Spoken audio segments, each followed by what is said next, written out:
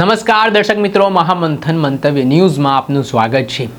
આ દિવસોમાં ગુજરાત પોલીસના કેટલાક પોલીસ કર્મચારીઓ અને અધિકારીઓ એટલી સરાહનીય કામગીરી કરી રહ્યા છે કે આપણને પણ ગર્વ થાય કે ના ખરેખર આ ગુજરાત પોલીસના અસલી સિંઘમ છે।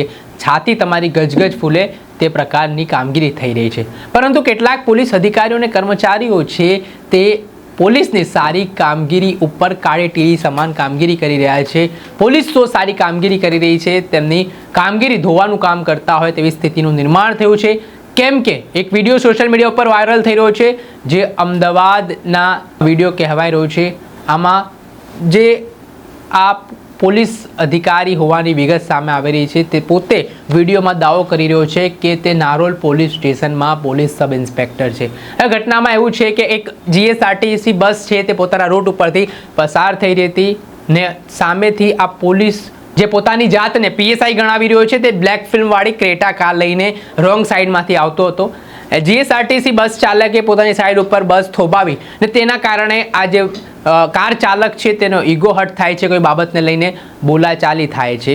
વાત એટલી ઉગ્ર બની જાય છે કે આ જે ક્રેટા કાર ચાલક પોતાની જાતને દાવો કરી રહ્યો છે કે તે પોલીસ સબ ઇન્સ્પેક્ટર છે, તે જીએસઆરટીસીના જે ડ્રાઈવર છે તેમની સાથે ગાળાગાળી કરવા લાગે છે, ધમકીઓ આપવા લાગે છે। આ સમગ્ર ઘટનાનો વિડીયો બસમાં રહેલા પેસેન્જર દ્વારા કેદ કરવામાં આવ્યો છે। જે રીતે આ પોલીસ હોવાને દાવો આ જે વ્યક્તિ કરી રહ્યો છે તેની જે લુખ્ખી દાદાગીરી સામે આવી છે તેના કારણે અનેક પ્રકારના સવાલો ઉઠી રહ્યા છે। ગૃહમંત્રી હર્ષ સંઘવીના ડિપાર્ટમેન્ટના જ આ બંને કર્મચારીઓ હોવાની વિગત સામે આવી રહી છે, જેમાં એક જીએસઆરટીસી વિભાગ જે વાહન વ્યવહાર વિભાગમાં આવે છે ને એક પોલીસ વિભાગમાં હોવાનો દાવો હાલ આ જે વ્યક્તિ છે તમે દ્રશ્યમાં જોઈ શકો છો તે કરી રહ્યો છે, પણ અત્યાર સુધી કોઈ ખરાઈ નથી થઈ કે ખરેખર આવો વ્યક્તિ પીએસઆઈ તરીકે નારોલ પોલીસ સ્ટેશનમાં છે કે કેમ, તે પણ એક મોટો સવાલ છે।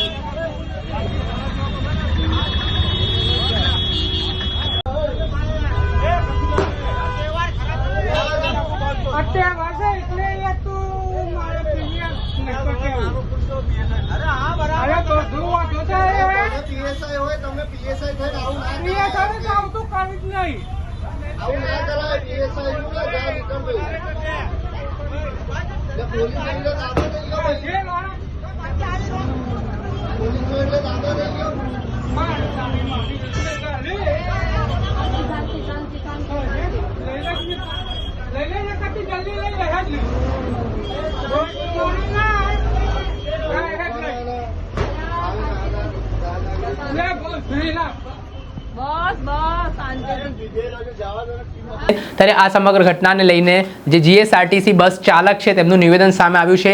તેઓ પોતાનો પક્ષ મુકતા ઘટનાને લઈને શું કહી રહ્યા છે તેમને સાંભળો। તમારું પરિચય આપો ને। મારું નામ પટેલ મેહુલ કુમાર સુરેશભાઈ।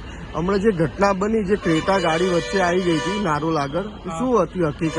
તમે ક્યાંથી આવતા હતા? હું ખંભાતથી અમદાવાદ આવતો હતો, તે નારોલ સ્ટોપ ઉપર હું ગાડી બ્રેક પેસેન્જર ઉતારવા તો રોંગ સાઈડ આવીને ગાડી આગળ બ્રેક કરેલી। એટલે પછી આગળ પેલો ક્રેટા વાળો જે વચ્ચોવચ્ચ ઉભો હતો, જે દાદાગીરી કરતો હતો, એ શું ઘટના હતી, શું હકીકત હતી? એ જે હું સાઈડ સિગ્નલ બતાવીને જે સ્ટોપ ઉપર ગાડી બ્રેક કરીને એ રોંગ સાઈડ આવીને રશિયામાં હતો અને ગાડી વચ્ચે બ્રેક કરી દીધી. તેનું શું કેવું હતું? એમ કહેતો આ ગાડી કેમ આમ દબાવી? સ્ટોપ ઉપર મારા ગાડી સિગ્નલ દબાવીને ગાડી ઊભી રાખેલી. એને કઈ ઓળખાણ આપી હતી તમને આગળ પોલીસ અને નંબર એમ પ્લેટ કહેતો હતી? કે હું પોલીસ વાળો છું. ત્યાંનો પોલીસ વાળો? એ પૂરું નામ ના કે હું PSO માં છું.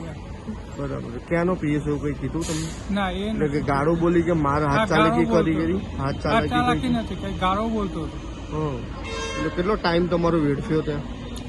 5-10 મિનિટ. તમે શું કહેવા માંગશો? હું શાંતિથી બધું પૂર્ણ કરવા માંગતો હતો પણ એ ગાળો અઢળક એમને જે મોઢા હોય એ બોલતો હતો. તમારા ડેપો મેનેજરને જાણ ખરી આ બાબતે? ના નથી કર્યું. ઠીક છે. આગળ તમે સરકારને શું કહેવા માંગશો? આવું ના વારંવાર ના થાય એવું દરેક ધ્યાન રાખે. હવે આપે સાંભળ્યા હતા જીએસઆરટીસી બસ ચાલક, તેમણે પોતાનો પક્ષ મૂક્યો છે અને જણાવ્યું છે કે તેઓ પોતાના રૂટ પરથી પસાર થઈ રહ્યા હતા. આ દરમિયાન આ કાળા કલરની ક્રેટા કાર લઈને જે પોલીસ તરીકેની ઓળખ આ જે વ્યક્તિ છે તે આપી રહ્યો છે. પીએસઆઈ પોતાને નારોલનો ગણાવી રહ્યો છે. અરે ભાઈ, પોલીસ છો તો શું થયું? આ રોડ તમારો થોડી છે.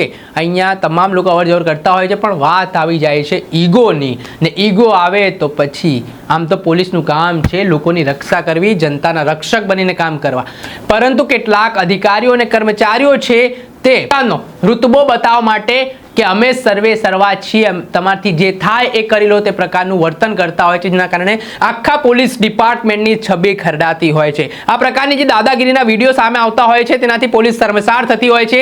સારા અધિકારીઓ છે, જેમની સારી કામગીરી છે, તેમની કામગીરી સામે પણ આવા પોલીસ અધિકારીઓ કે આવા કર્મચારીઓ હોય તેના કારણે કાળી ટીલી લાગતી હોય છે અને પોલીસને પછી અલગ દ્રષ્ટિકોણથી જોવામાં આવતું હોય છે. પોલીસ પ્રત્યે તિરસ્કાર, દ્વેષ, રાગ છે તે સામાન્ય જનતા તરીકે લોકો જોતા હોય છે. ત્યારે હવે જોવાનું રહ્યું કે આવા પોલીસ કર્મચારી અને અધિકારી જે આવી રીતે બેફામ બન્યા છે અને લોકો સામે રોફ જમાવતા હોય છે, દાદાગીરી કરતા હોય છે, તેમની સામે કયા પ્રકારના પગલાં લેવાય છે. દર્શક મિત્રો, આવા જ નવા વિડીયો સાથે આપણે માહિતગાર કરતા રહીશું. એટલે મહામંથન મંતવ્ય ન્યૂઝને લાઈક કરી લો, સબસ્ક્રાઇબ કરી લો અને શેર કરવાનું ભૂલતા નહીં.